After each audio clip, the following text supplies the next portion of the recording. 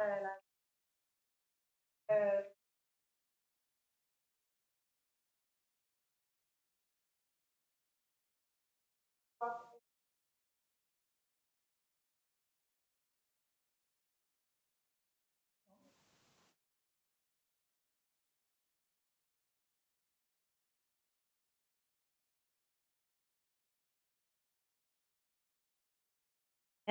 merci d'être venu en si grand nombre. Puis, en fait, je suis vraiment contente de pouvoir faire la conférence dans un espace silencieux ce soir. Hier, j'ai donné la même conférence au Block Shop dans le gym. Ça a été difficile. En fait, j'ai mal à la gorge ce matin parce que j'ai essayé de crier par-dessus la musique.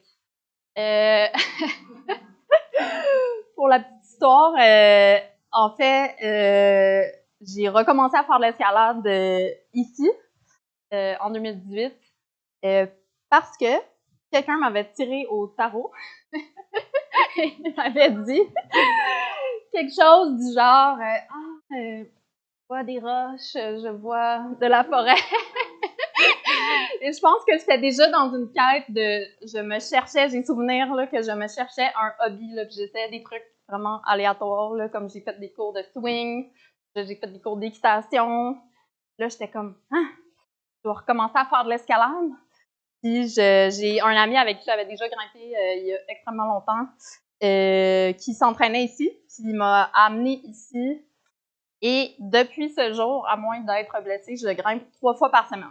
Donc, je suis devenue complètement obsessionnelle, comme ça arrive les grimpeuses. Et, mais, je pense que c'est important aussi, et ça a rapport avec le sujet de la conférence.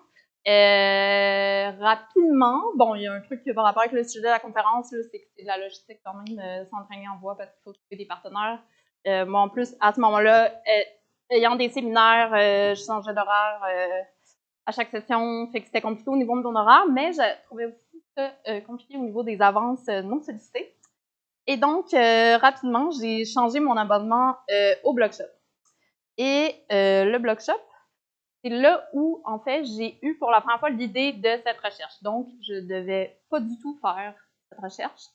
Et d'ailleurs, c'est pas la recherche pour laquelle j'ai reçu du financement. Je devais faire quelque chose de beaucoup plus sérieux et aussi assez plate. En fait, j'étais souvent gênée de le dire tellement c'était pas original. Et donc, quand j'ai changé mon abonnement pour aller au Block Shop, c'est au moment même où je faisais mon premier séminaire de méthode qualitative. Donc, bizarrement, j'avais jamais fait de méthode qualitative. J'avais uniquement appris à faire de la recherche avec des données, des chiffres, donc à faire des statistiques. Et là, à ce moment-là, j'ai découvert l'ethnographie. Là, c'est dommage qu'on voit pas bien voit pas bien le livre. Donc, l'ethnographie, c'est la méthode, là, si vous pensez aux anthropologues d'il y a un siècle, quand ils, parce que c'était des hommes, allaient dans des contrées lointaines, exotiques, étudier des étranges. Ben, c'est la même chose que j'ai fait. Donc, j'ai découvert l'ethnographie, mais en fait, ce que j'ai découvert, c'est le fun. L'escalade, c'est le fun, puis l'ethnographie, c'est le fun. J'ai lu cette ethnographie où la chercheuse, qui est une anthropologue, a passé 10 ans à la Barbade. C'était comme, OK, il y a des gens que leur doctorat, c'est de passer une décennie à la Barbade. Puis là, je me suis rendu compte que je m'étais vraiment fait avoir à la maîtrise.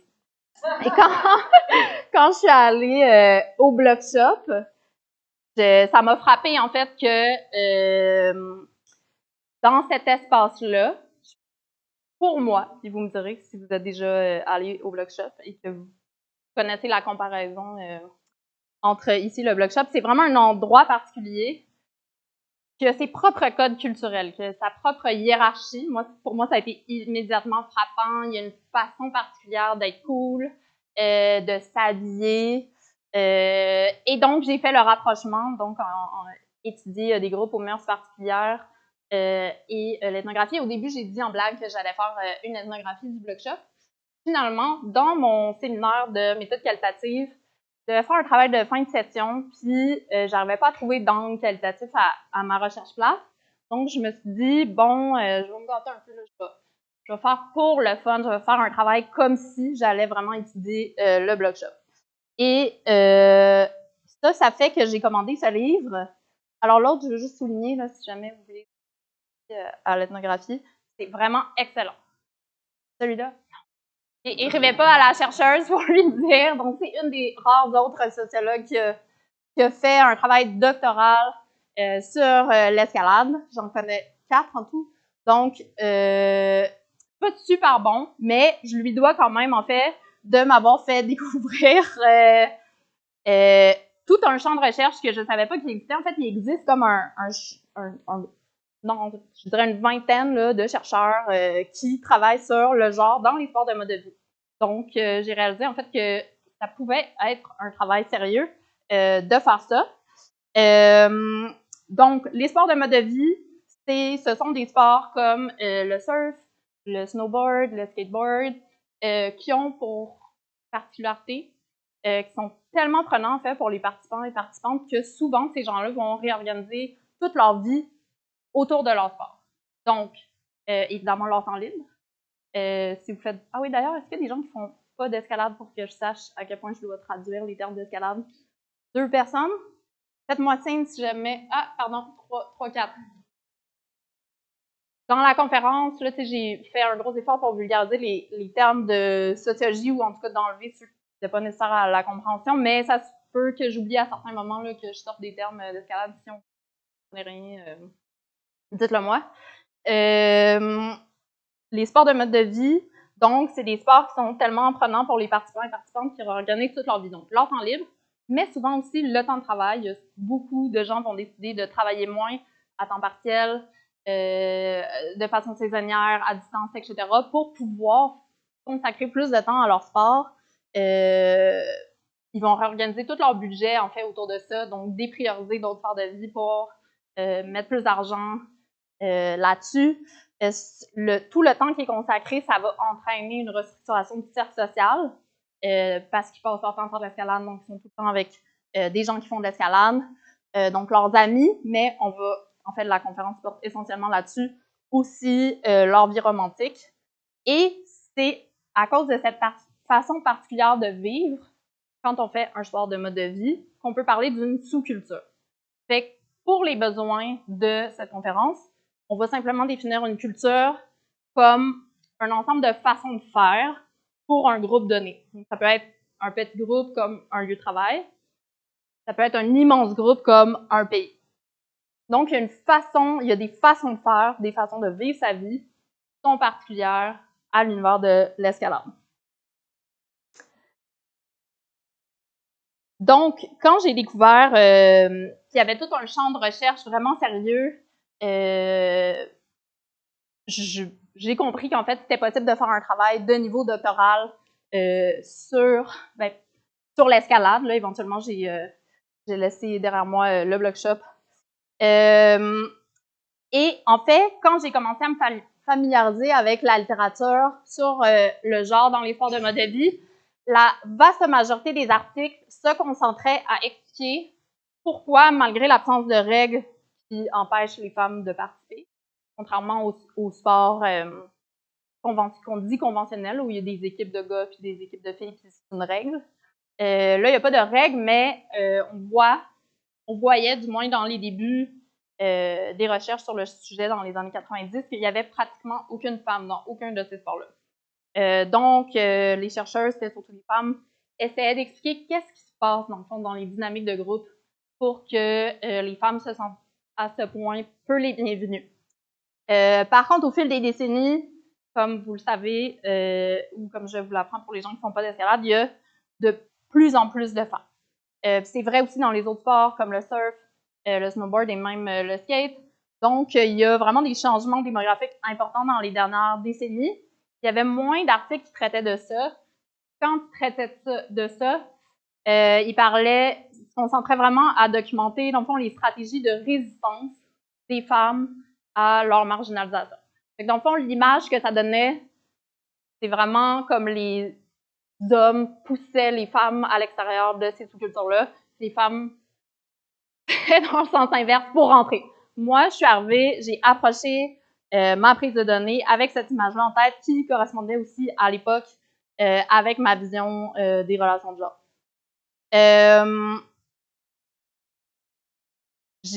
En fait, quand j'ai commencé mes entrevues exploratoires, ça veut dire j'avais pas encore de questions claires, donc tu sais, j'y allais, j'ai lancé un grand filet.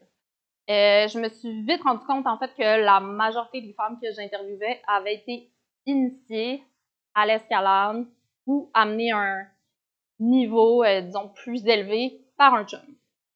Fait qu'en fait, c'était l'exact contraire de ce à quoi je m'attendais.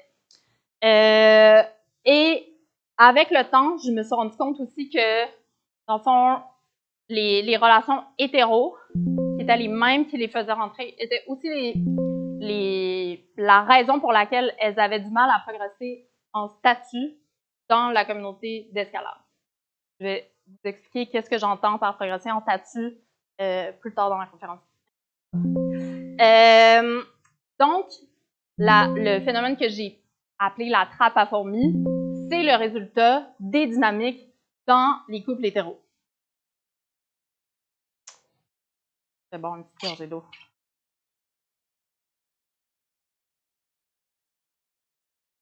Alors, je veux faire quelques précisions avant de commencer. Donc, j'étudie l'escalade de voie extérieure.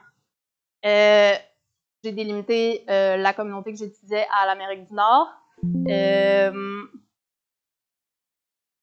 Donc, il y a des dynamiques qui sont spécifiques à cette forme-là d'escalade par rapport à d'autres formes comme le bloc à cause de la dimension du risque et à cause de la nécessité de le pratiquer en duo. Je vous ai déjà demandé qui parmi vous ne faisait pas d'escalade. Est-ce qu'il y a des gens qui ne font pas d'escalade à l'extérieur? Oui, quelques personnes. En fait, même continue. Ça, c'est tout. Quand je me mets à dire des termes, n'hésitez pas à lever la main. Ça ne va pas me perturber. Alors, l'autre précision que je voulais faire, c'est que c'est une conférence de vulgarisation. Donc, j'ai dit ça pour deux raisons. Premièrement, vulgarisation scientifique. Donc, il y a vulgarisation puis scientifique. Donc, si vous ne comprenez pas les termes d'escalade ou de sociologie, dites-le moi parce que l'objectif de ma conférence, c'est de vous faire comprendre ma recherche. Et si vous ne comprenez pas, c'est pas parce que vous n'êtes pas assez intelligent ou intelligente, c'est probablement parce que je l'explique mal. Donc, j'ai déjà enseigné au cégep à des ados blasés de 17 ans. Et je devais être capable de leur faire comprendre n'importe quel concept sociologique. Donc, je pense que tout le monde ici a au moins le quotient intellectuel d'un ado de 17 ans. Donc, n'hésitez pas à me le dire. Ça fait longtemps que je réfléchis un peu à ça tout seul dans ma tête. Puis c'est sûr que des fois, il y a des trucs que je finis par tenir pour acquis que il faudrait que j'explicite mieux. L'autre point, c'est que c'est scientifique. Donc, ce que je vais dire aujourd'hui, c'est pas l'équivalent de dire son opinion ou de donner ses impressions. C'est quoi la différence? Dans le fond, c'est que, premièrement, j'ai fait une revue de la littérature. Ça veut dire que je me suis mis à jour sur l'état de la connaissance qu'on a sur le genre et sur le sport en particulier, vous aurez compris, les sports de mode de vie. Donc, je suis au courant de c'est quoi les consensus puis les débats. Ensuite, j'ai pris des données. Donc, j'ai fait 29 entrevues semi-dirigées. Donc, j'avais un guide, mais je suis au le flow de la pensée de la personne que j'avais devant moi. Entrevues que j'ai enregistrées et transcrites et rentrées dans un logiciel d'analyse qualitative. J'ai aussi fait 7 mois et demi d'observation participante. Ça veut dire que j'ai demandé à l'Université McGill de payer mes voyages d'escalade et j'ai pris des notes aussi. Donc, j'ai pris des notes sur ce que les gens faisaient, ce que les gens disaient et j'ai joint ça aux transcriptions d'entrevues et j'ai cherché les patterns. Donc, qu'est-ce qui était récurrent et c'était quoi les tendances lourdes là-dedans. Ça, dans le fond, disons qu'on lit une entrevue, tu sais, on va dire, OK, ce passage-là, ça parle de ça. Donc, on veut l'associer à un thème. Et ensuite, on va essayer de comprendre qu'est-ce qui est commun à toutes les choses qui sont associées à ce thème. Et ensuite, on va essayer de relier les thèmes entre eux.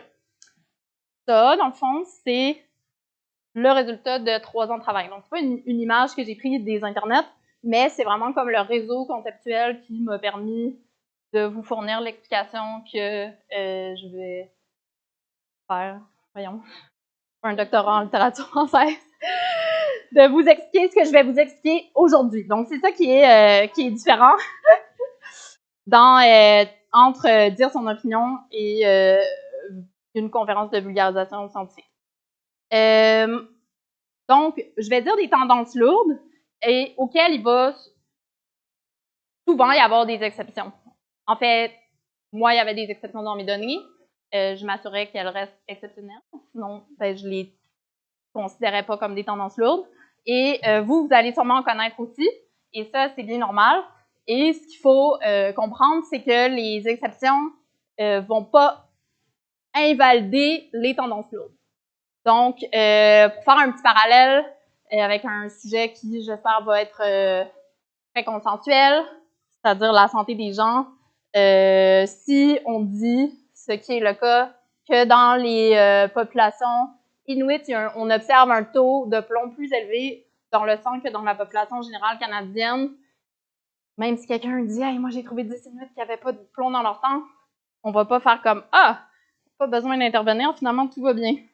Donc là, c'est la même chose avec les dynamiques de genre. Et ça peut être en fait une recherche en soi d'essayer de comprendre les exceptions. Ce qu'il faut comprendre par rapport à ça, c'est que ça demande un design de recherche qui est différent, d'essayer de comprendre pourquoi les gens, pourquoi il y a certaines personnes qui qui arrivent à s'extraire des tendances lourdes, parce que par définition, ces personnes-là sont rares.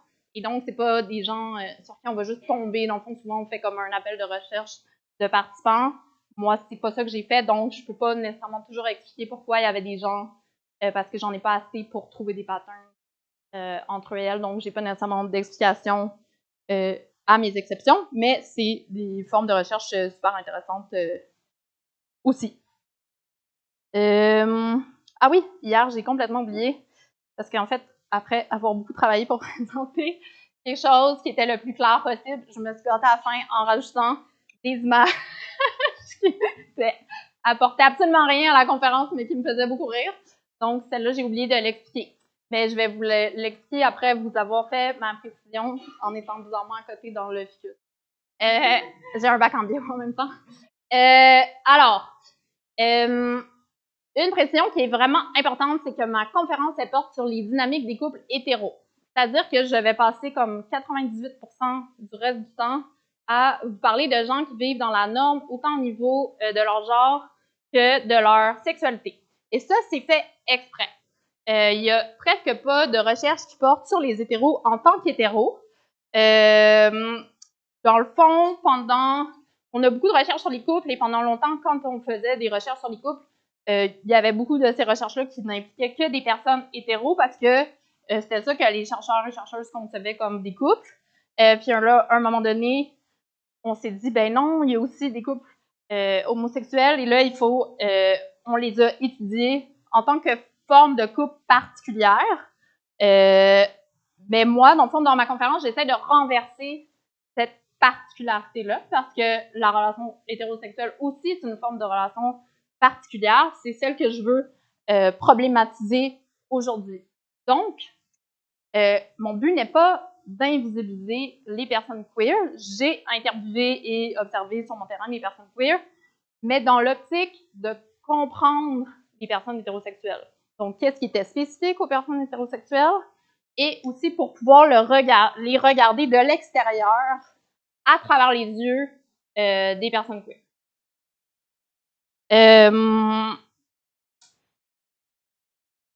Ah oui, merci. Il y a une page qui s'appelle Let's Explain Yourselves. Donc là, je vous ai mis une des excellentes photos que j'ai trouvées sur cette page-là. Est-ce que vous voyez? Oui. Helping with housework so you can get lucky is called chore play. Puis là, eux autres, ils ont écrit Pet Nonsense trouvais pas ça drôle? En fait, je le traduis, là. Un hétérosexuel est très content d'avoir fait sa part du travail domestique parce qu'il va pouvoir fourrer après. J'ai le droit de dire ça sur le Facebook Live? Puis là, du point de vue des personnes queer, c'est juste comme yash les hétéros. Bref, c'est ça, renverser le regard. C'est ça que je veux dire par renverser le regard. En fait, je disais que mes images servaient à rien, mais visiblement, vous avez bien compris.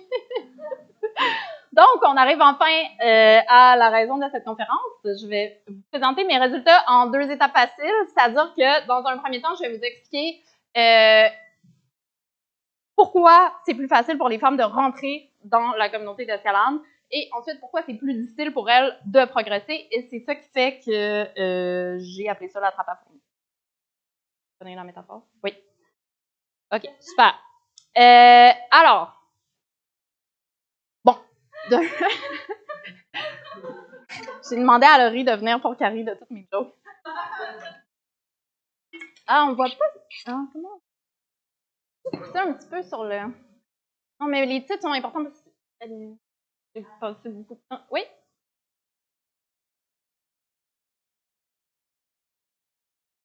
Je vais tout. C'est ça. Là, c'est progresser en statut, ça s'en vient dans pas si long. Ben, oui, je sais. Ben, c'est ça le. C'est un peu ça le corps de l'argument, c'est sûr. Tout le monde adore quand j'explique la hiérarchie du statut en escalade. Comment? Ah oui, oui. Non, mais il faut que je fasse monter le désir. Alors, bon, d'un point de vue vraiment, tu sais, je l'ai abordé dans ma petite introduction, pourquoi je grimpe plus ici, j'étais écœurée de me faire causer. Ça aussi, je sais pas si je peux le dire dans le Facebook Live. Donc, ça, c'est assez évident, l'importance qui est placée... Ah non, c'est pas ça du tout, je me suis trompée dans mon explication. Vous couperez au montage. Une chose qui n'était pas particulière aux hétéros, c'est que la très vaste majorité, presque tout le monde, pour revenez demain. La très vaste majorité des gens avaient pour objectif, un de leurs grands objectifs de vie, c'était de vivre en couple. Okay? Je le dis parce qu'on le tient pour acquis, mais en fait, c'est particulier. Donc, c'était quelque chose qui était très important pour les gens de vivre en couple, mais aussi de pouvoir partager leur mode de vie basé sur l'escalade en couple. D'où l'excellent meme que j'ai mis dans la défense de mon projet de thèse et qui a complètement fait dérailler ma défense parce que les chercheurs comprenaient pas le meme. Et c'est pas, j'invente pas ça, ils voulaient absolument le comprendre parce que c'est des chercheurs. Et donc, il a fallu que mon directeur fasse comme « OK, est-ce qu'on pourrait laisser Céline faire sa défense? » Donc, oui, tout le monde veut vivre ce que j'appelle le active couple lifestyle. Mais ce qui était particulier aux hétéros dans cette quête-là, c'est que, en ce moment, en escalade extérieure, il y a 2 fois plus d'hommes que de femmes. Donc, c'était beaucoup plus facile de réussir cet objectif-là pour les femmes que pour les hommes. Et ça faisait que si tous les grimpeurs voulaient sa blonde qui fait de l'escalade, il fallait qu'ils fassent rentrer des nouvelles filles. Donc, il y a quelqu'un qui m'a rapporté les propos d'un autre participant. C'était pas un participant parce qu'il savait pas que ses propos seraient rapportés, mais donc c'était peut-être une zone de gris au niveau du consentement. Mais la personne a dit « Either you find them or you make them ». Ça, je pense que ça va être le titre d'un de mes articles. Donc, les dos d'escalade faisaient rentrer beaucoup de filles parce qu'ils rêvent d'avoir une blonde qui fait de l'escalade. Ça, c'est un niveau plus basic. Un niveau plus basic. La première raison pour laquelle c'est plus facile pour les femmes de rentrer dans la sous-culture de l'escalade. Là, j'ai une deuxième proposition qui est un peu plus complexe. Je voulais prouver que je faisais vraiment un doctorat. La deuxième raison, c'est qu'il y a une perception genrée de la mainstreamisation de l'escalade. Donc, comme vous le savez peut-être, si vous grimpez depuis plusieurs années, l'escalade se mainstreamise. Il y a une montée en popularité dans les dernières années. du sport. Et ça, d'un côté, c'est bien, parce que, comme le disent souvent les grimpeurs, ça se démocratise, mais en même temps,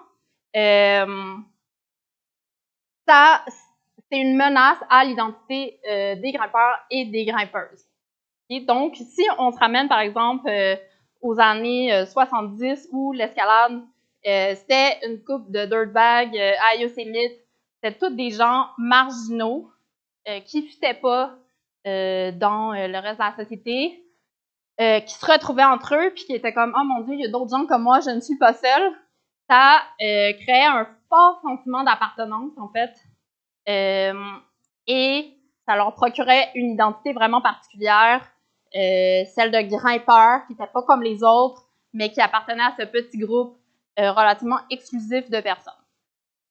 Maintenant qu'il y a de plus en plus de gens qui font de l'escalade, il y a aussi de plus en plus de sortes de gens qui font de l'escalade. Ça dilue ce sentiment d'appartenance-là, qu'on appelle le identity payoff, donc l'espèce de... On comprend. Donc, ça fait que concrètement, même si les gens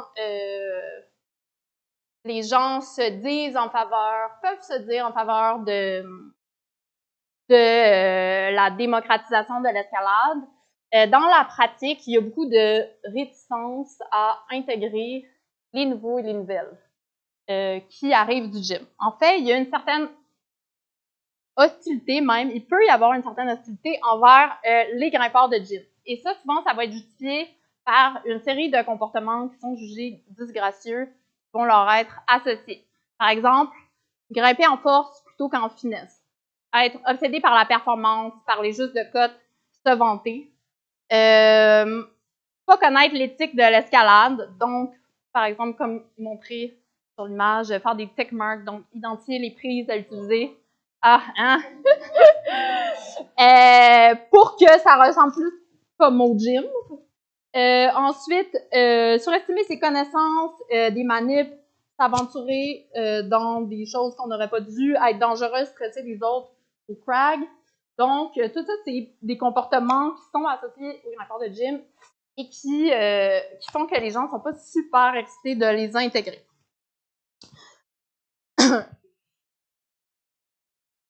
Si vous faites de l'escalade à l'extérieur, ça vous est probablement déjà arrivé de voir cette personne-là qui arrive au crag, qui fait du bruit, qui met sa musique, les chiens courent partout, ils sortent des hamacs, des chaises de camping, ils droppent leurs cordes, il y a du monde qui grimpe en bas, ils sont vraiment rochants. Est-ce que ça vous est déjà arrivé? Moi, ça m'est déjà arrivé, j'ai un souvenir très clair. OK? Essayez de vous rappeler de cette fois où ça vous est déjà arrivé. Essayez de visualiser cette personne-là dans votre tête.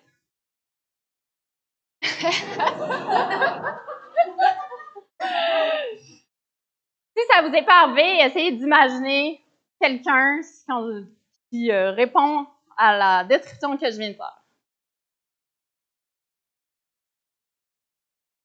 Est-ce que vous avez votre image mentale en tête? Vous êtes prêts pour jouer au jeu? OK. Qui dans la salle a imaginé une femme? Qui a imaginé un homme? Merci. Hier, je suis un peu stressée parce que je l'avais jamais faite, fait que j'étais comme fuck, faut pas qu'il invalide, non. Sinon, il me reste juste l'autre partie vraiment évidente de l'explication.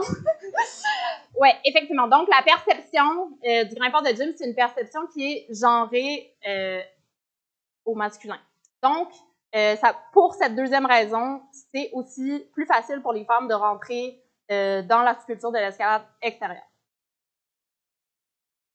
C'est un peu petit, désolée pour ça. Donc, si je résume, la première partie de la trappe à fourmis, c'est-à-dire attirer les femmes à l'intérieur, c'est le résultat d'une compréhension masculine de la mainstreamisation et d'une recherche effrénée de blondes. Et ça, c'est vraiment... Je n'ai pas marqué effrénée, j'ai marqué recherche de blondes. C'est ce qui fait que les débutantes sont mieux accueillies. Et donc, il y a des avantages à être une femme en escalade.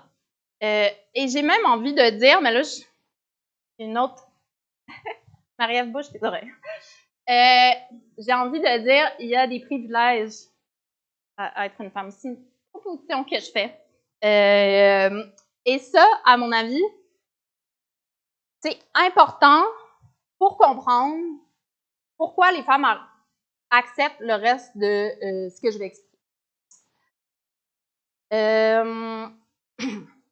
Alors, le fait que la trappe à fourmis, c'est une trappe, c'est que c'est plus difficile pour les femmes de progresser dans la hiérarchie de statut. C'est quoi une hiérarchie de statut? Dans le fond, pensez à l'école secondaire. Quand vous étiez à l'école secondaire, il y avait comme certains codes sociaux qui faisaient que vous pouviez être plus ou moins cool puis avoir plus ou moins de reconnaissance des autres. Et il y avait des gens, la gang des cools, rappelez-vous ça. Ah oui, moi je tiens à dire, quand j'étais, ça en rapport avec le quand j'étais au secondaire, je jouais à Génie en Herbe parce que je suis power nerd. Et ben, la gang des cools, ils trouvaient pas ça cool. Look at me now. C'est payant être une power nerd. Fait que c'est ça. Je leur enverrai des selfies de moi pendant mon prochain voyage d'escalade. Payé par l'Université McGill. Donc, pensez à l'école secondaire, il y a une hiérarchie de statut. Il y a des gens qui obtiennent plus de reconnaissance et d'admiration des autres et pour qui l'accès aux ressources est plus facile et qui ont plus d'autorité. Donc, c'est la même chose en escalade, finalement, c'est comme à l'école secondaire. Je vais vous expliquer c'est quoi les facteurs qui font que quelqu'un peut être placé plus ou moins haut dans cette hiérarchie de statut de la communauté d'escalade. Est-ce que pour vous, c'est clair? Qu'est-ce que je veux dire par hiérarchie de statut? J'avais aussi pensé à la traduction street cred. Je sais pas si ça marche. Donc, bon, évidemment, vous n'aviez pas besoin d'une sociologue pour ça, mais la cote que quelqu'un grimpe, donc c'est performance en escalade, là, vraiment un niveau plus de base. J'invente rien non plus en vous disant que ce qui contribue à ça, en fait, j'ai simplement repris la sagesse populaire de l'escalade, votre force, votre technique et votre mental. Donc, pour les gens qui font pas d'escalade, es-tu capable de faire bien des pull-ups ou de tenir des choses très lourdes avec tes doigts? Est-ce que tu grimpes assez efficacement? En fait, ta façon de grimper est assez habile pour pouvoir économiser ta force et ta capacité à réguler ta peur qui fait que ça aussi, ça va te faire économiser de la force. Donc, pour les gens qui font pas d'escalade de voie, souvent, quand tu as peur, ben, premièrement, tu hésites, fait que là, tu perds du temps, puis en plus, souvent, tendance à, comme on dit, overgrip. Tes connaissances des manips, donc, plus tu connais de formes, de techniques, de cordes, et plus tu es capable de faire des trucs avancés, des multipitches, du trad, dormir sur un porte-à-ledge, comme je fais fréquemment, comme vous l'entendez. Donc, plus t'es cool, finalement. Et finalement, il y a un dernier facteur qui est lui aussi un peu plus complexe et qui est relié à la mainstreamisation de l'escalade, mais plus tu es capable de prouver l'authenticité de ta participation à la sous-culture, c'est-à-dire que tu es capable de prouver que tu es motivé par un amour réel et profond de l'escalade, plus t'es cool. Donc, comment est-ce que quelqu'un peut démontrer son authenticité en escalade? C'est en démontrant son sens esthétique. Classiquement, par exemple, en étant vraiment excité de faire une super belle ligne qui est bien en dessous de sa cote. Ensuite, l'humilité. Donc, pas être là parce qu'on a quelque chose à prouver avec nos performances. Et finalement, l'implication bénévole, ça peut aussi être une bonne façon de prouver qu'on a un amour réel et profond du sport, parce que sinon, qui, par exemple, passerait des heures de sa vie à brosser des champignons séchés sur une roche?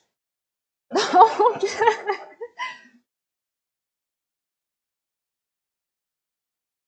il y a principalement des compétences qui contribuent au statut, que les femmes qui sont en couple hétérosexuel vont avoir du mal à développer. Ça va être principalement le mental puis la connaissance des manips. Pourquoi? Une autre de mes excellentes photos. Alors, la plupart des couples sont composés d'une femme qui est moins expérimentée et d'un homme qui est plus expérimenté et qui va donc jouer un rôle de mentor. Si on traduit cette forme, la forme la plus fréquente de couple hétéro, on peut aussi dire que la plupart des couples hétéros sont composés d'une femme de plus bas statut et d'un homme de plus haut statut dans le contexte de l'escalade. Après, il y avait certains couples pour qui c'était le cas en escalade, mais à l'extérieur, si on reprend les facteurs de statut social de la société mainstream, c'était l'inverse. Donc, le plus souvent, ce qu'on utilise comme indicateur de statut, c'est le revenu et les diplômes.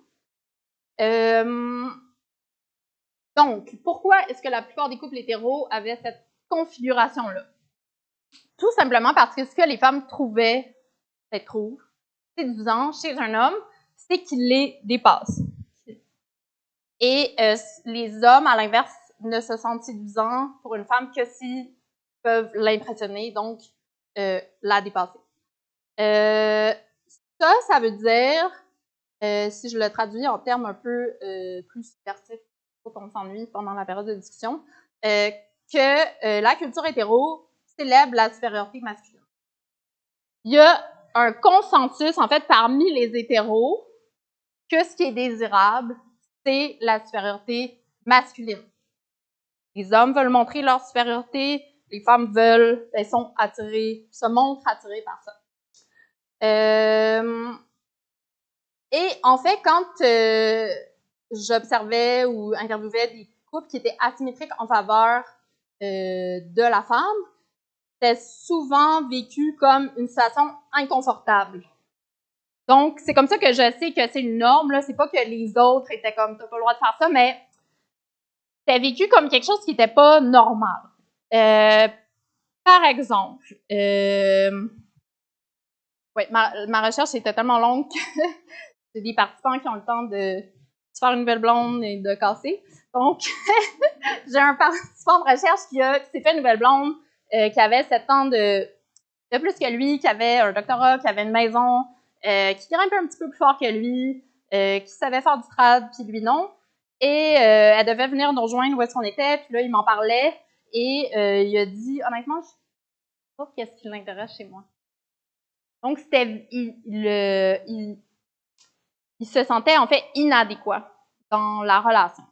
À l'inverse, dans probablement un des très rares couples, j'ai le goût de dire le seul, couple où c'était la femme, dans le fond, qui avait le rôle de leader là, en termes de prise de risque. Elle m'a dit que ça pouvait être valorisant, mais qu'elle trouvait ça aussi difficile de tout le temps être en charge. Alors que j'ai rarement entendu ça dans les nombreuses situations inverses. J'ai-tu expliqué? Ah non! Ça, c'est à l'image. En fait, ces codes-là qu'il y a en escalade sur les relations hétéros sont évidemment à l'image de ce qui se passe dans le reste de la société.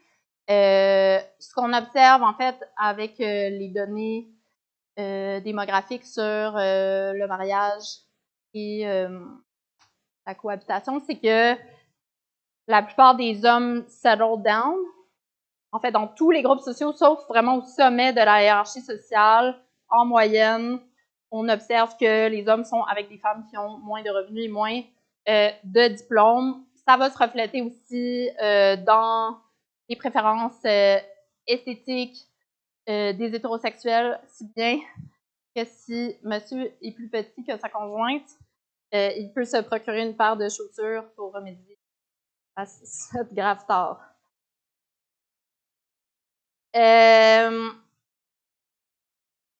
L'asymétrie, ça peut expliquer, en fait, c'est normal que si une personne est plus forte, qu'elle mentore une autre personne, mais ça ne va pas mener logiquement au phénomène de prise en charge.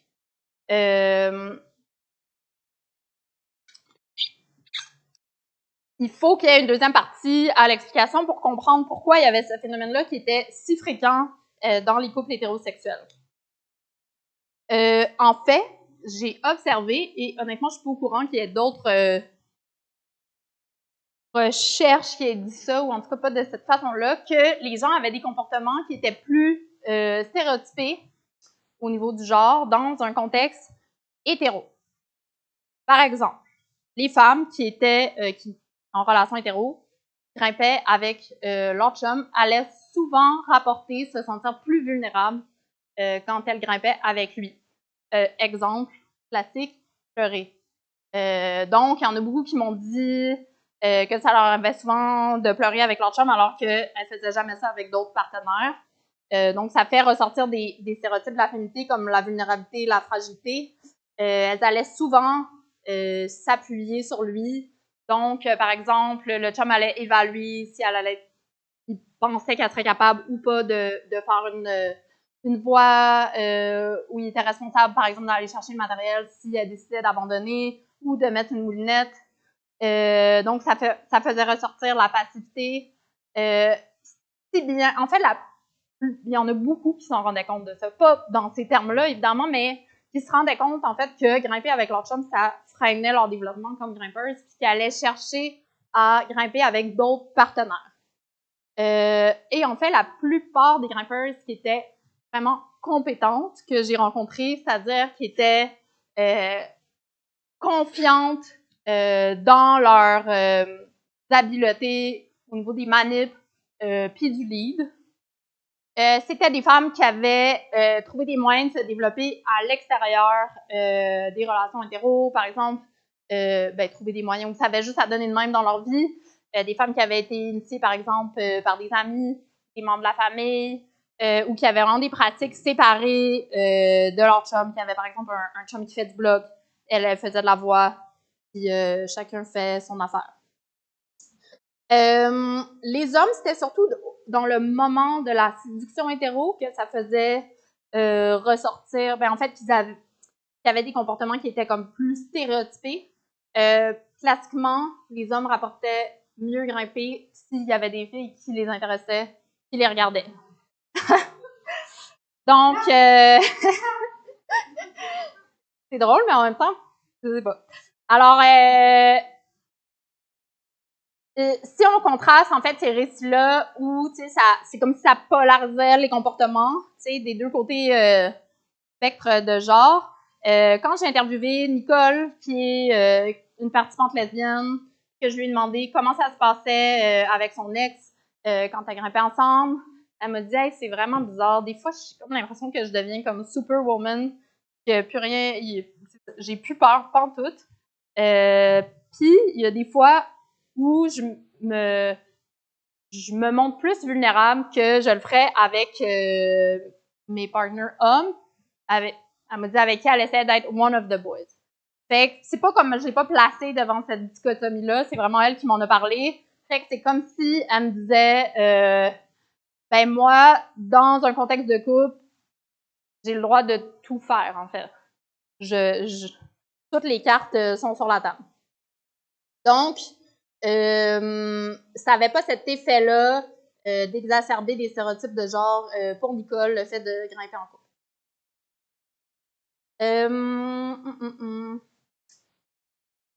Ah oui. Pourquoi je dis ça? Pourquoi cette recherche et cette conférence? Dans le fond, c'est quoi les conséquences de la dynamique de prise en charge? Donc, au niveau de la communauté, donc au niveau du groupe, en fait, quand il y a de la prise en charge et que c'est difficile pour les femmes de développer leurs compétences en escalade, ça fait que ça va aussi être difficile pour elles d'agir en retour comme mentor envers une autre personne. Moi, j'ai skippé une partie de l'explication. D'abord, s'il y a de la prise en charge plutôt que, disons, un mentorat normal, ça fait que l'asymétrie de compétences entre les hommes et les femmes se perpétue dans le temps. Ensuite, ça fait que c'est difficile pour elles de mentorer d'autres gens, ce qui a comme conséquence que les hommes restent les principaux gatekeepers, il n'y a pas de bon mot en français pour ça, de la communauté. C'est eux qui décident qui peut rentrer ou pas dans la communauté d'escalade, donc ils décident de sa composition. À un niveau plus micro, donc au niveau des couples, ça fait que les hommes vont agir comme leaders de la journée parce qu'ils ont plus de connaissances et de compétences. Et ça fait que dans certains couples, les journées d'escalade vont avoir tendance à être plus centrées sur leurs désirs puis leurs besoins en escalade.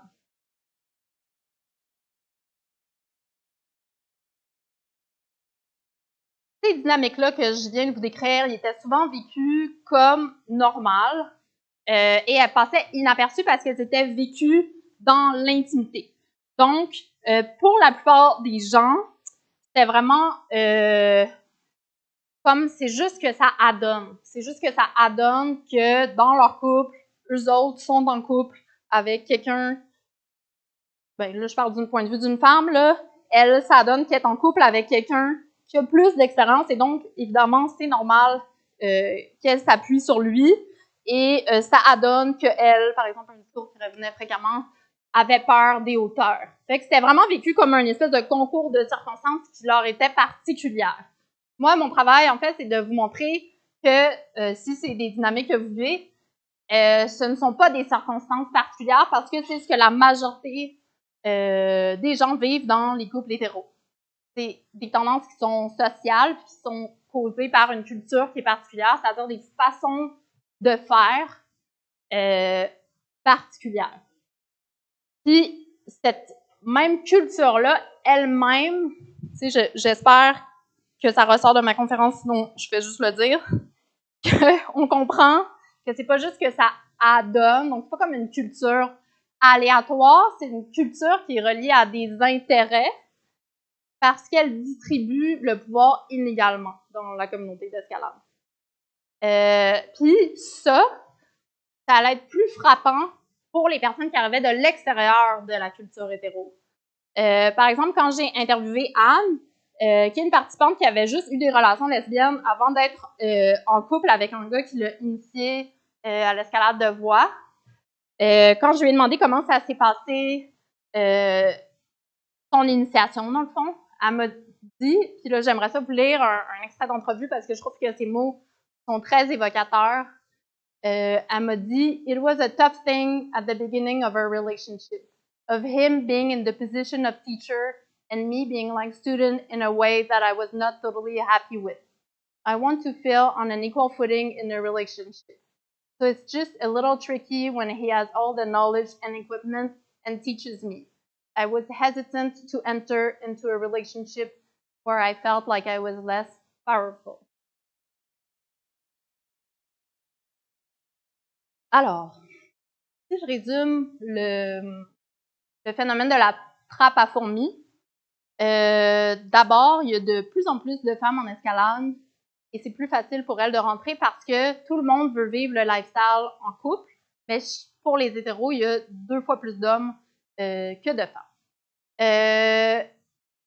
Et parce que le stéréotype du grimpeur de gym, c'est un stéréotype masculin.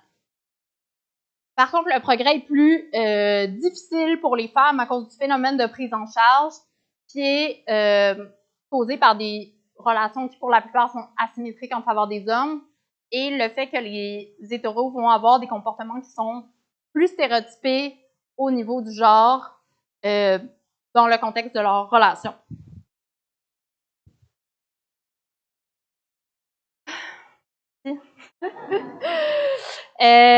Merci d'être là. Et je voudrais prendre un petit moment pour remercier mes participants et participantes de recherche. D'abord pour leur temps et aussi parce qu'en fait, je suis arrivée quand même... Là, j'ai l'air bien à l'aise aujourd'hui, honnêtement. Bon, c'est parce que j'ai fait la conférence hier. Mais quand j'ai commencé à faire l'observation participante, honnêtement, ça a vraiment beaucoup fait ressortir ma timidité.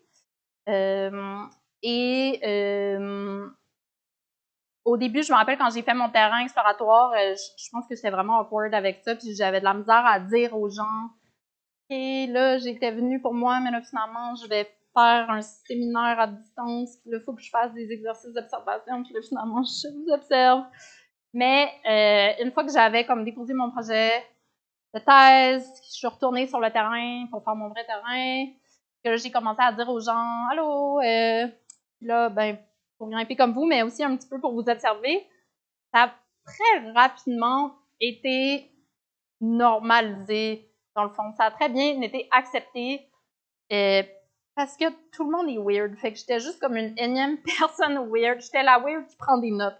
Puis c'était juste ça. C'était ça mon rôle, puis ça a vraiment été facile finalement. Puis l'autre affaire, c'est que j'ai décidé d'être très ouverte là, sur mon sujet de recherche tout au long de la recherche. Donc même quand je commençais à avoir comme plus d'analyse, tout ça, je disais où est-ce que j'en étais dans ma tête, justement pour diminuer un petit peu l'anxiété qui était reliée à ça. J'avais pas envie de jouer un jeu puis de faire semblant que je n'étais pas féministe ou que je travaillais pas sur le genre. Je pense que ça aurait été trop taxant émotionnellement parce que je suis là quand même pendant des longues périodes de temps, puis je développe des liens qui sont quand même... je développe des amitiés, puis c'est des vraies relations. Là. Je fais pas semblant d'être amie avec les gens pour qu'ils me parlent de leur vie intime. Là. Donc, les gens, en fait, c'était cool parce que vu qu'ils savaient c'était sur quoi ma recherche, les gens, ils agissaient un peu comme mes petits assistants et assistantes de recherche. C'est pour ça que j'ai eu comme ma meilleure citation Either you find them or you make them, parce que les gens me rapportaient qu'est-ce qui se passait. Puis ça faisait aussi qu'ils se confiaient à moi sur les trucs qui étaient pertinents à ma recherche. Fait que, tu sais, j'ai reçu aussi des témoignages que j'aurais sûrement pas eu si j'avais dit un truc flou du genre j'étudie les dynamiques de groupe en escalade. Donc, j'ai trouvé les gens vraiment généreux avec moi, généreuses.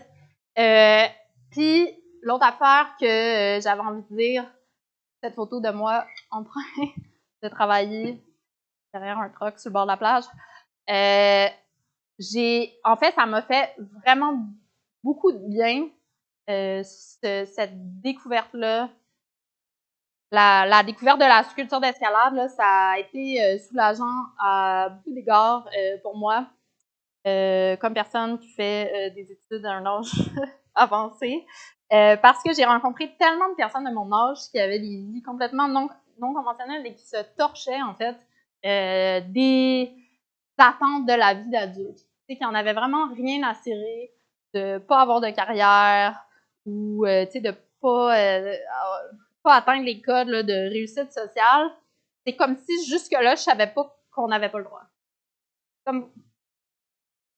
On va faire le parallèle. Allez, quand je suis arrivée à l'UQAM, en fait, moi, j'ai jamais aimé m'épiler. Mais je savais pas qu'on n'était pas obligé. Je pensais qu'on était obligé. Fait que des fois, je me faisais faire des petits commentaires. Puis là, j'étais comme je m'épile. Tu sais, j'avais même pas considéré qu'on pouvait pas le faire jusqu'à temps que j'arrive à l'UQAM, parce qu'avant, j'étais à Sherbrooke. C'était comme ah, OK! Fait que là, c'est la même chose. J'étais comme ah, on peut faire n'importe quoi. Ça m'a vraiment libérée là, d'un immense poids. Donc, pour ça, je voudrais remercier la communauté. Petite larme. Une autre de mes meilleures photos, je vais vous lire, très important. Alors, j'étais au café à côté de chez Miguel, pour ceux qui connaissent, à Red River Gorge, il y a comme un campground vraiment populaire, où il y a beaucoup trop de gens par rapport aux infrastructures. Puis là, dans le café à côté, dans la salle de bain, il y a marqué « Please do not shower in our sinks. There are showers at Miguel's, Land of Arches, qui est un autre campground, and the rec center. » C'est comme ça que tu sais que t'es dans Dirtbaglandia. Donc, voilà. Alors, c'est le moment de période de questions, mais aussi, je voudrais dire, de discussion. Là. Hier, ça a super bien marché au Zéro Gravité, donc voilà, le challenge accepted. Allez-y, déchaînez-vous. Oui. Merci.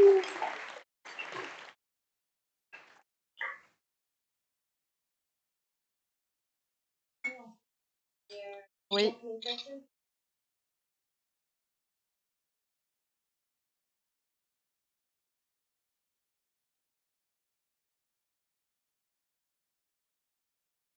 Oui, vous n'allez pas parler plus fort, donc vous n'avez pas besoin d'être gêné. Vous allez juste être enregistré. C'est pour ça qu'on n'a dit aucune niaiserie pendant toute la conférence.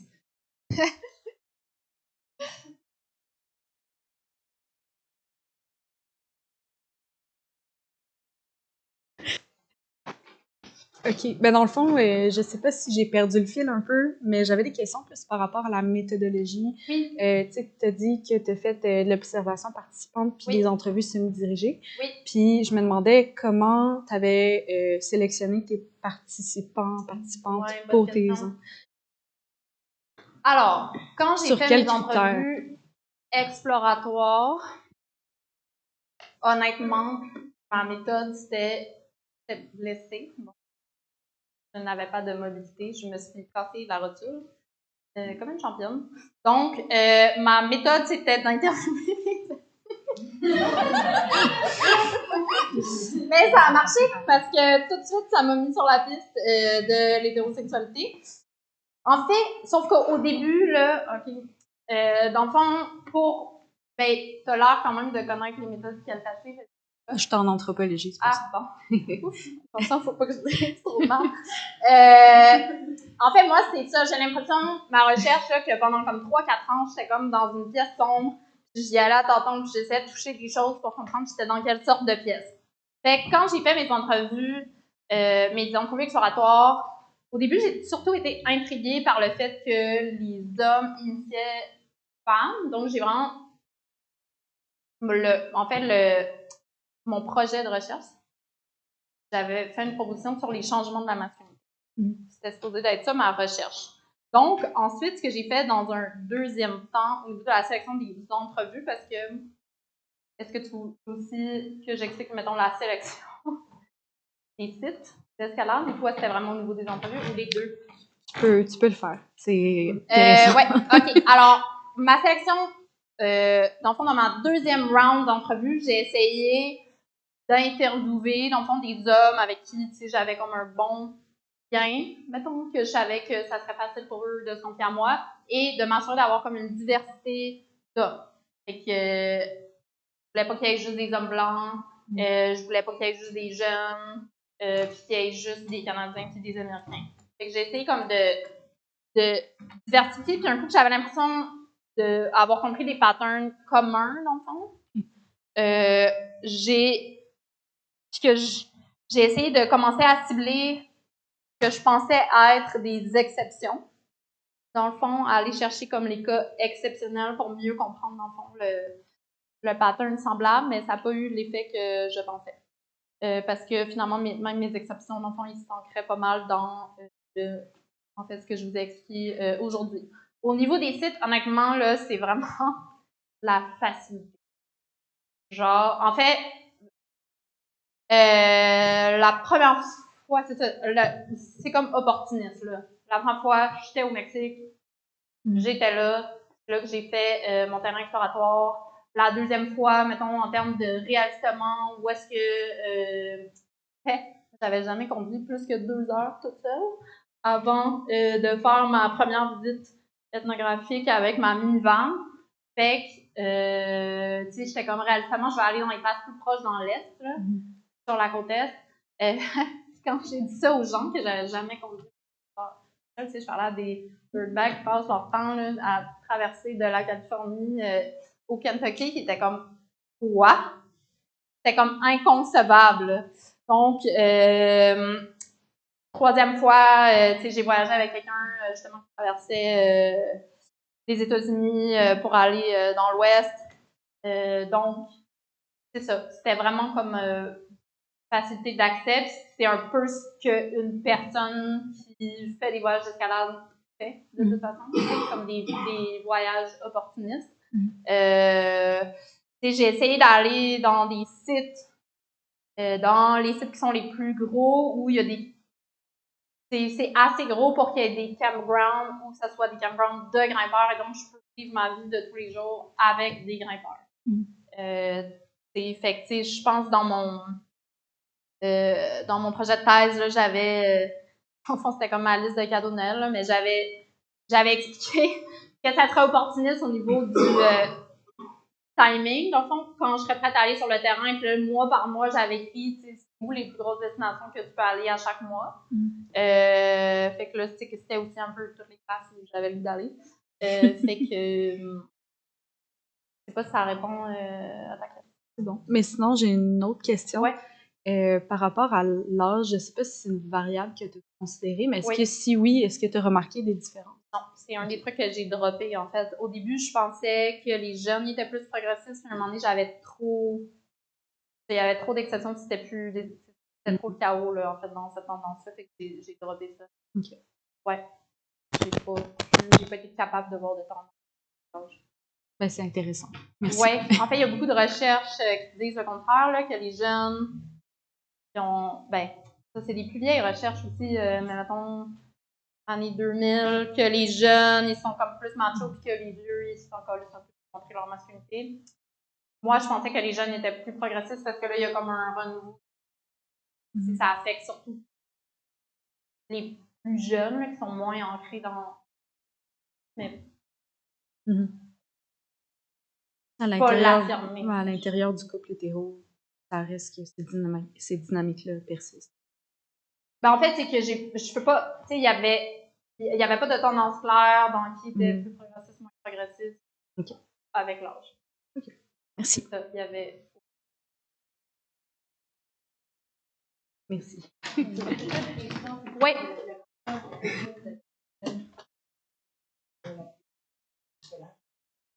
Alors, c'est parce que là, il y a des gens, mettons, qui...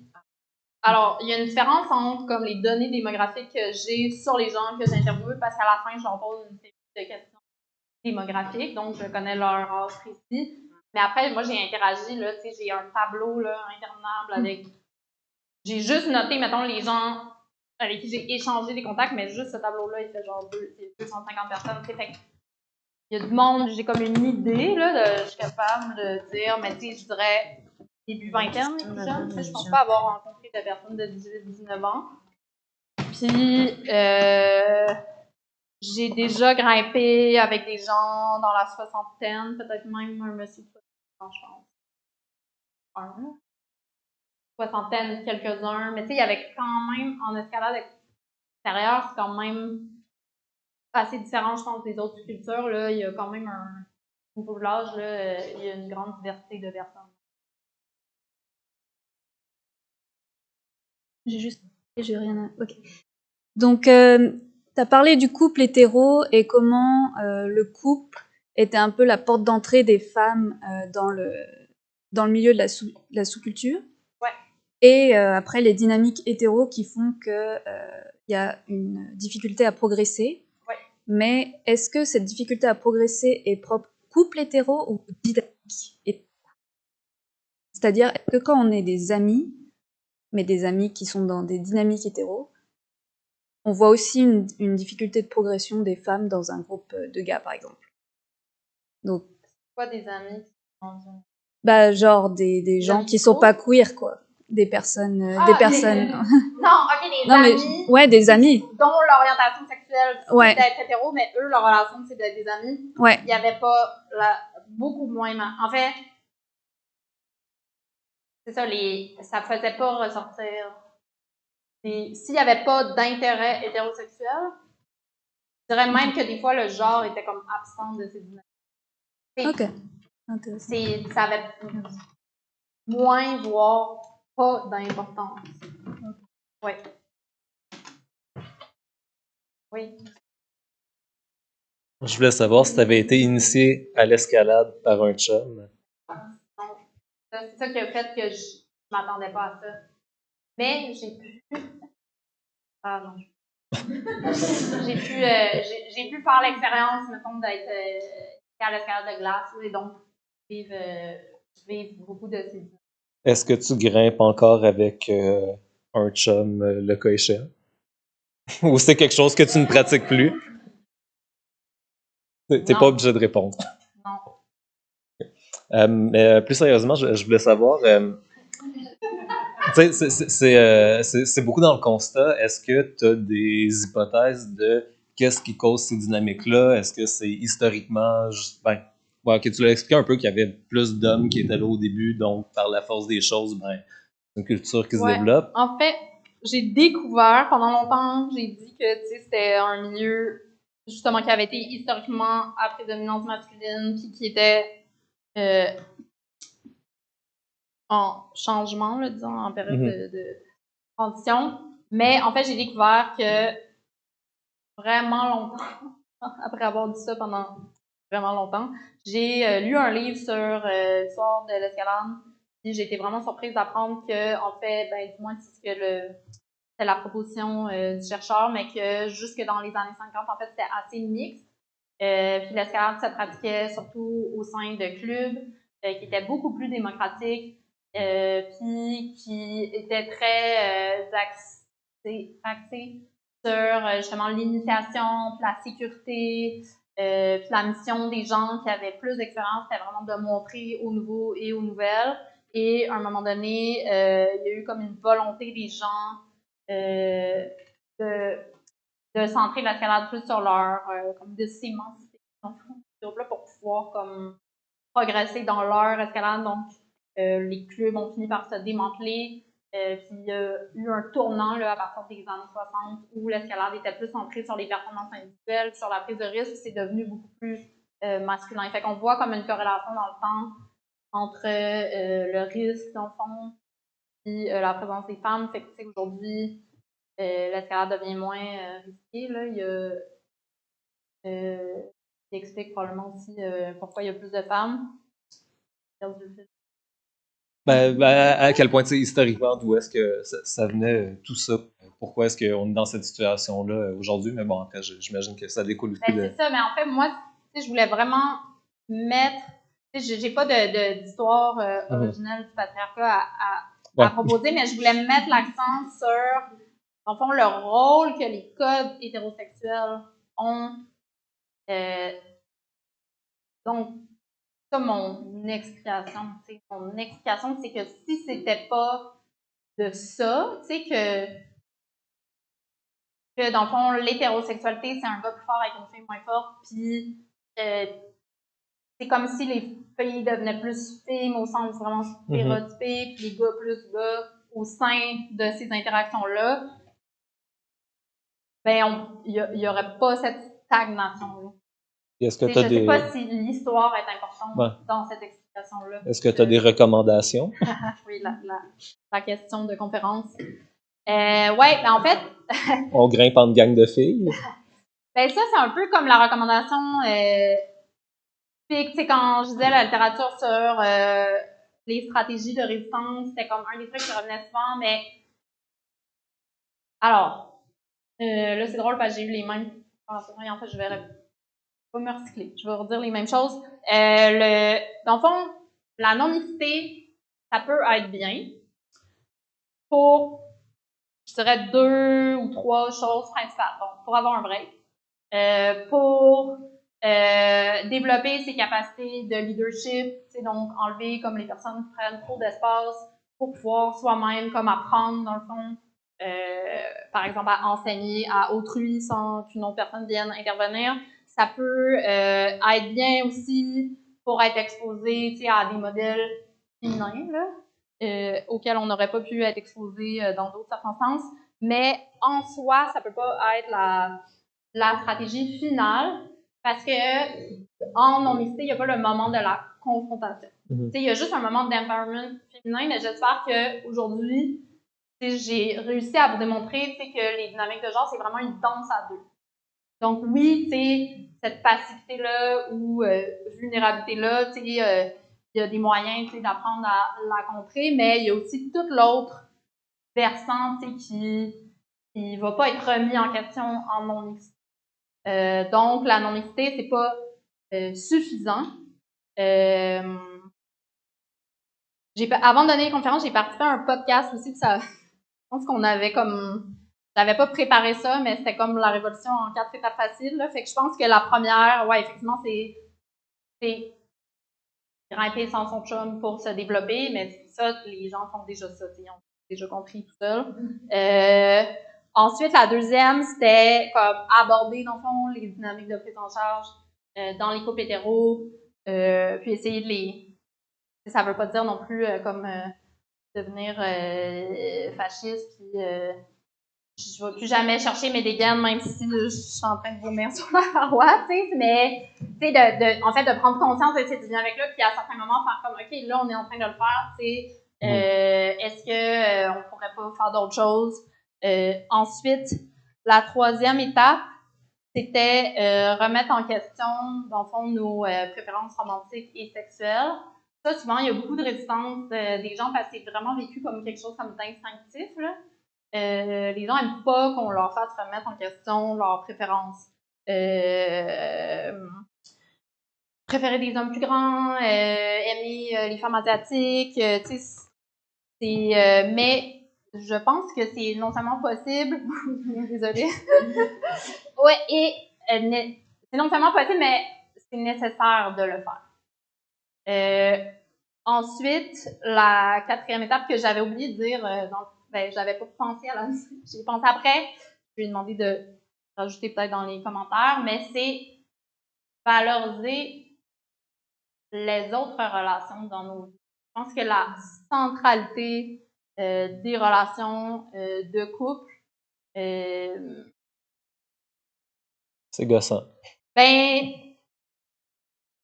En fait, c'est que ça rend les personnes, ça a comme un effet autoréalisateur aussi, là, quand tout le monde, dans la trentaine, se ressent vers le couple hétérosexuel, la famille, tout ça.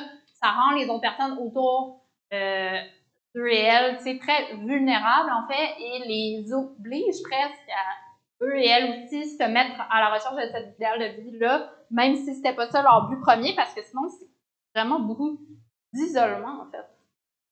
Puis c'est vraiment intéressant parce que j'ai interviewé une participante asexuelle qui était comme des fois j'envie les gens en couple parce que c'est difficile de former des couples, mais puis elle dit mais en même temps tu sais j'ai pas non plus comme tellement besoin de tout ça que je vais aller me mettre sur le site de rencontre de personnes asexuelles parce que tu sais j'ai tellement comme de communauté.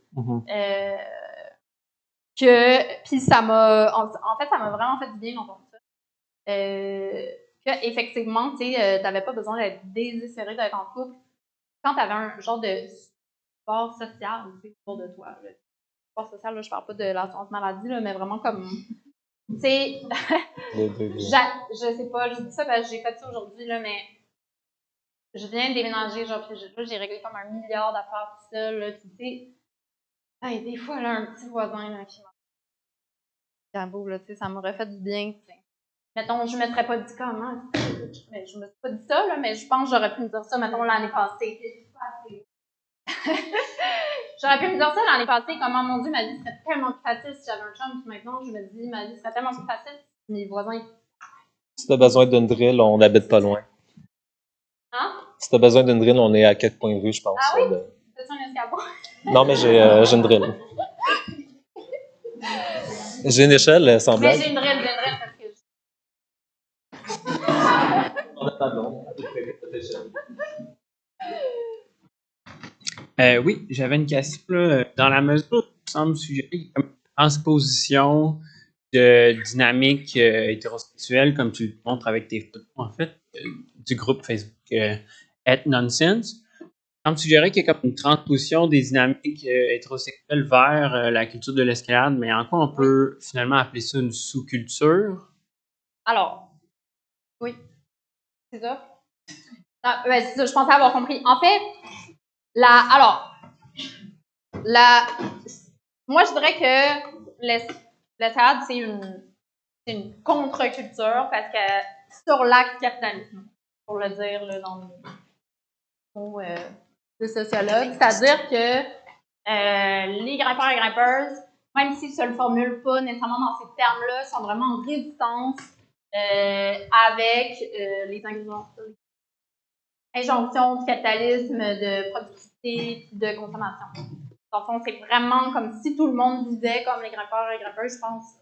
Le capitalisme s'effondrerait, mais c'est pas pour ça qu'ils le font, c'est juste parce qu'ils veulent pas. En fait, j'ai quand même plusieurs là, genre, participants de recherche qui ont essayé l'autoroute de la vie, puis là, ils ont fait comme fuck that shit. Ils sont allés vivre dans une vanne, puis devenir guide de rando, puis fait qu'il y a, même s'ils se disent pas anticapitalistes, il y a comme un refus.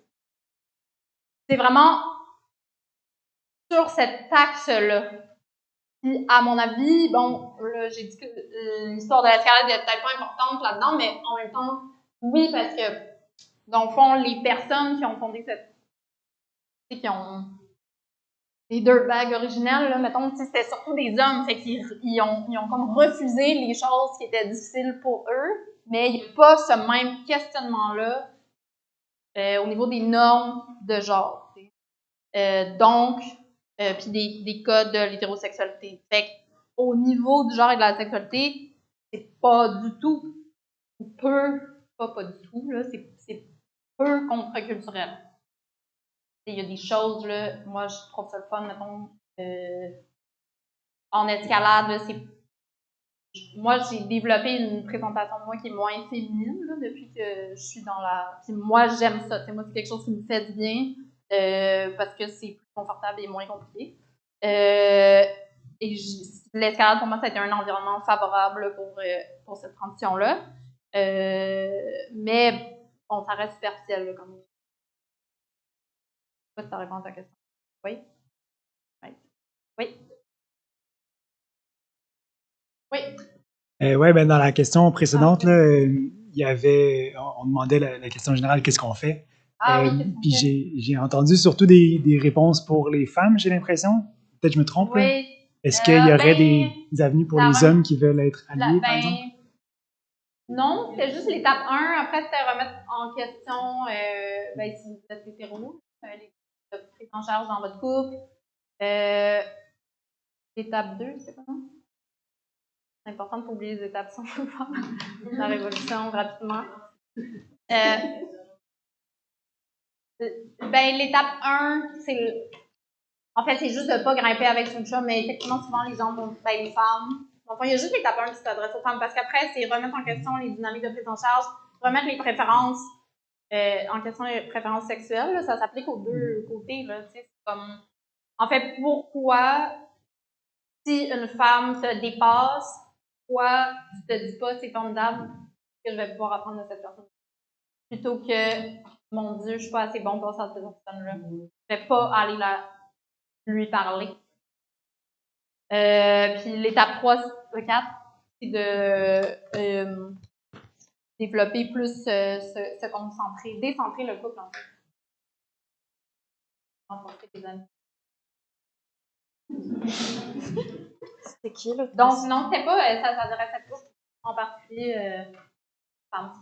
C'était pas. Qu'elles font déjà de toute façon.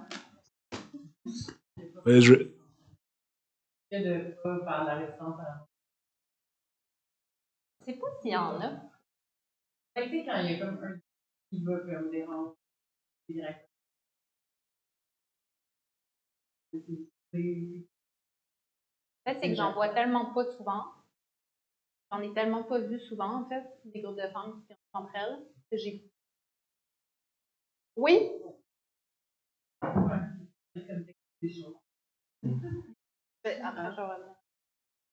Oui. Il vient de t'expliquer les choses? Je crois pas. C'est sûr? En fait, il va vraiment falloir censurer l'enregistrement. J'avoue que, en fait, j'étais rendue tellement drainée par ma recherche. Parce que c'est pas comme, j'étudie les inégalités hommes-femmes, taisez-vous, c'est en train de coder, puis là, je sors, ouf, ça y est, j'ai un bon break. non, tu sais, fait que là, on dirait qu'à un moment donné, je devenais comme complètement dingue, puis, en fait, c'est arrivé que je vienne grimper. Que je suis comme, est-ce que tu pourrais arrêter de tout le temps? J'étais comme, non, mais même pour moi, c'est comme taxant émotionnellement en ce moment. Fait que, oui. Mais ouais, toi, donc, quand tu grimpes au gym, il y a des hommes qui viennent, oui. Même avant que tu faire la voix, d'avance comment la bêta puis comment faire la voix. Une fois que tu l'as déjà faite? Avant que je le fasse. Ah, ben oui. Avant même que tu l'aies essayé. Ouais. Quoi dire? Juste que les autres garçons peuvent faire ça. Ben, en fait, c'est ça, mais moi, Moi, je le dis même pas. Ben, il faut pas que je le dise. Sinon, je vais mourir à 42 ans. Il m'en reste pas longtemps. Là. Il m'en reste plus pour longtemps. Ouais, ah oui, pour de vrai, oui, ça, c'est le rôle des gars. Hey, on est fait, en tout cas. Pas pour... Oui, s'il vous plaît. Oui.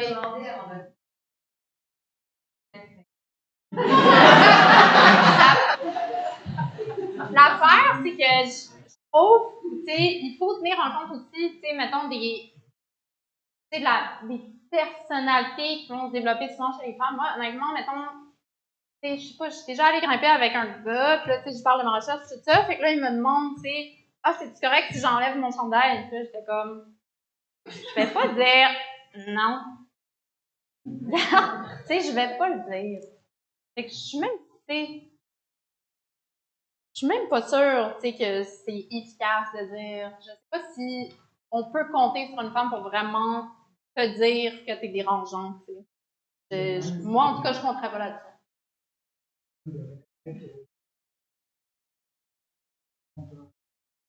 Oui, ben oui, comme pendant la relation. Ouais.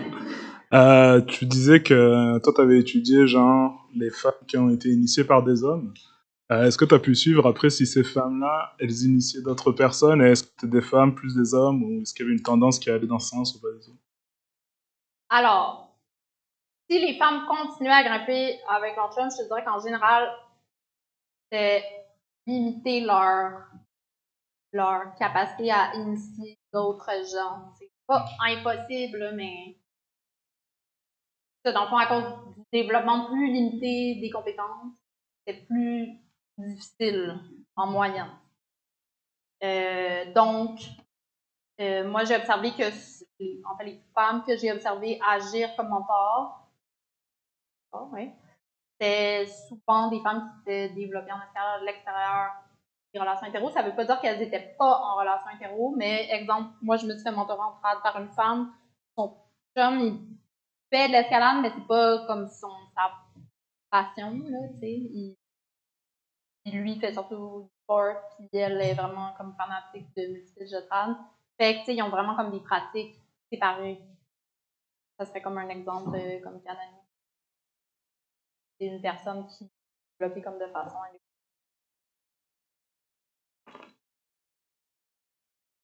Oui. Ouais, c'est moins. En fait, c'est ça le format.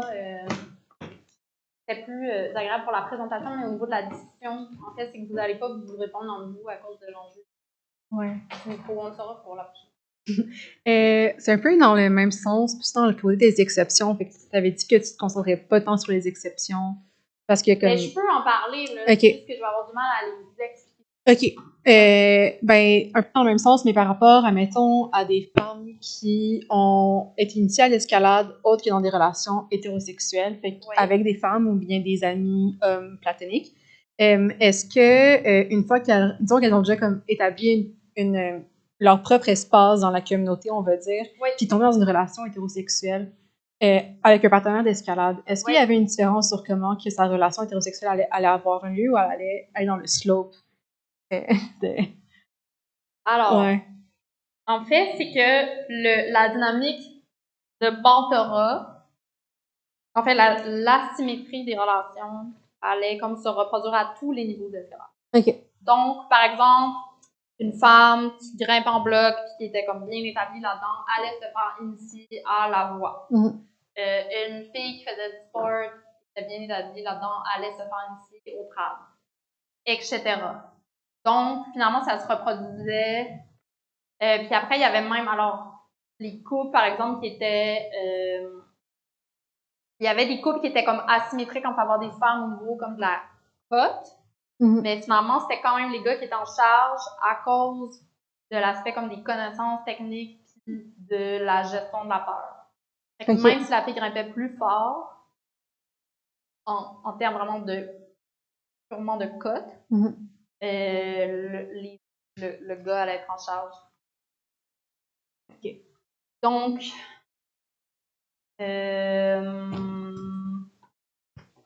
ouais, j'ai pas pu observer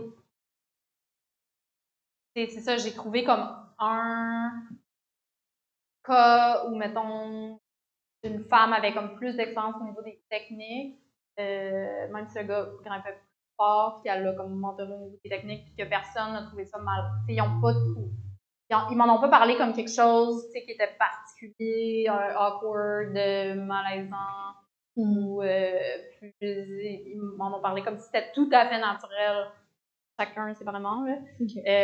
Sans savoir en fait qu'ils s'inscrivaient genre complètement à l'extérieur de. Je peux pas fournir. C'est difficile avec. Est-ce que tu as vu des cas de gars initiés par leur blonde à l'escalade? Alors, j'ai rencontré des gars qui m'ont dit avoir été initiés à l'escalade par leur blonde, mais je les ai pas vus.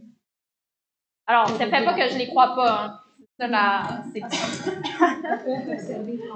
Ça fait pas que je les crois pas, mais ça fait. Non, mais alors. Dans le fond, ce que les gens disent, ce que les gens font, ça va pas toujours être exactement la même chose. Donc, il y a une femme que j'ai vue au Krag qui était en train d'initier un gars. Et c'est comme le seul cas observé. Puis pourquoi c'est important que je l'ai observé? C'est que dans le fond, dans les subtilités de ce qui s'est passé, c'est assez différent dans le fond du cas contraire des. Non, en fait, c'est très différent ce que j'ai vu de ce que j'ai vu quand c'est des gars qui initient des blondes. C'est-à-dire que effectivement, elle lui disait quoi faire, évidemment, parce que fallait qu'il apprenne. Mais rapidement, quand même, il s'est retrouvé, malgré qu'il était débutant, justement, je dirais pas qu'il l'a prise en charge, mais par exemple, ils se sont aventurés dans une voie où là, ils ont eu un peu peur, puis là, ils se sont rendus compte qu'ils auraient eu besoin d'avoir une dégaine alpine, fait que là, ils ont abandonné. Là, le soir, je leur ai passé une dégaine alpine pour qu'ils retournent le lendemain chercher, finir la voie, dans le fond, chercher leur matériel. Puis, dans le fond, c'est le gars, finalement, qui a fini la voie. Donc, tu sais, les dynamiques genrées se reproduisent quand même dans le contexte d'initiation d'un homme par une femme qui a plus de.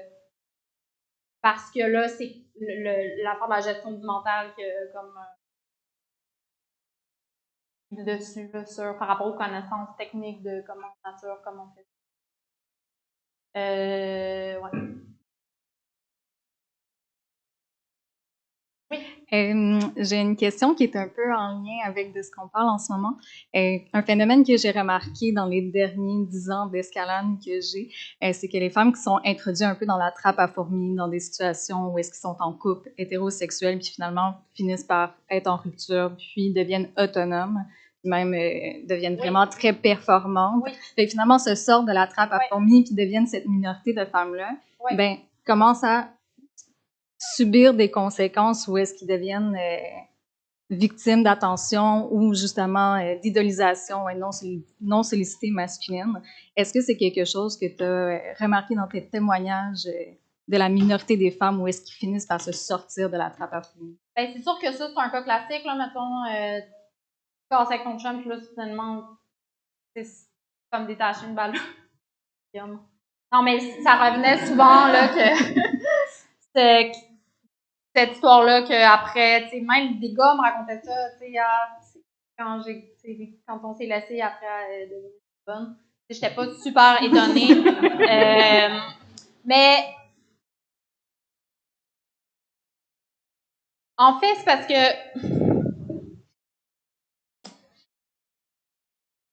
là, c'est parce qu'il y a beaucoup de. Je suis pas sûre que les avances, non. En fait, c'est parce que toi, est-ce que tu parles dans le contexte d'escalade extérieure, de recevoir trop d'attention? Oui. Non. Non, OK. Ouais.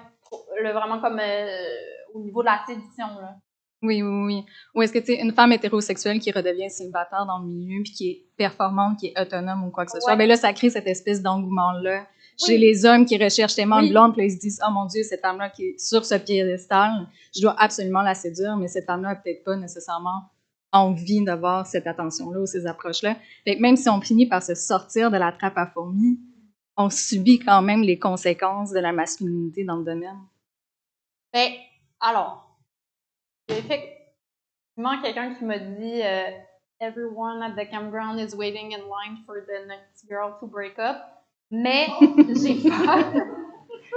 j'ai pas eu la perception, j'ai pas de données, là, donc les gens m'ont pas rapporté, je n'ai pas observé que les femmes, ça les dérangeait. Donc elles m'ont pas dit se sentir comme harcelées ou pas vraiment. Finalement, je dirais que c'était surtout vécu comme un avantage.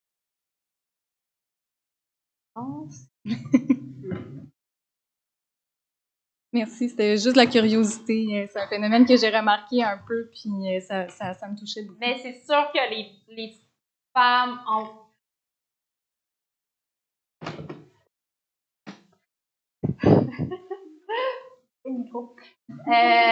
oui, alors, je sais pas, moi, je dis en joke que quand je veux revivre ma vingtaine, je traverse la frontière si je vais grimper aux États-Unis. Parce que vraiment, c'est la folie, là. J'ai même pas besoin d'avoir de personnalité, même plus besoin d'être belle. Vraiment aucun effort. Donc, c'est ça, beaucoup mieux que les applications de rencontre. Pour ça, j'ai pas l'impression que on m'a pas rapporté que c'est vécu comme un désavantage. Ça veut pas dire que c'est pas vrai. Peut-être que c'est juste que ça n'a pas donné que... Je sais pas.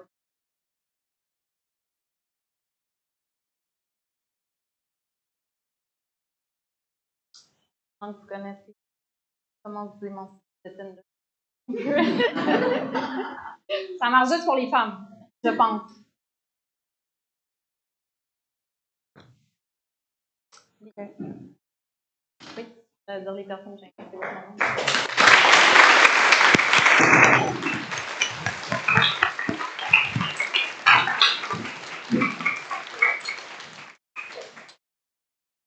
Merci beaucoup, Céline. Vraiment plaisir. C'est tellement ri. Merci.